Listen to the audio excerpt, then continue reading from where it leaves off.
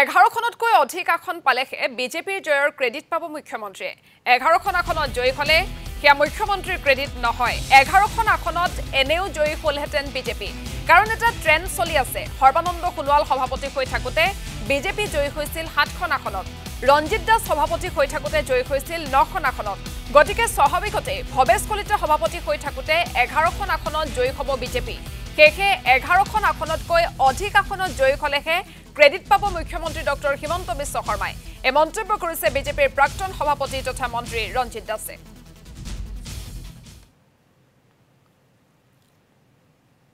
চৈধ্যৰ ভিতৰত যদি আমি কওঁ তেতিয়াহ'লে আমাৰতো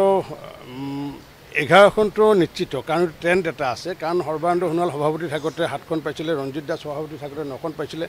ভৱেশ কলিতা সভাপতি থাকোঁতে 11খন এইটো ট্ৰেণ্ড আমাৰ আৰু যাকি যি বৃদ্ধি হ'ব বা য'ত যি ভোট বেছি হৈছে এইটো আমাৰ মাননীয় মুখ্যমন্ত্ৰী হিমন্ত বিশ্ব শৰ্মা ডাঙৰীয়াৰ কাৰণে ভোট বৃদ্ধিটো হৈছে আৰু নতুনকৈ যি এখন পাম তেখেতৰ কাৰণে পাম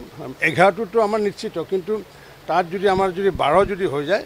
সেইটো একমাত্ৰ মুখ্যমন্ত্ৰী ডক্টৰ হিমন্ত বিশ্ব শৰ্মা ডাঙৰীয়া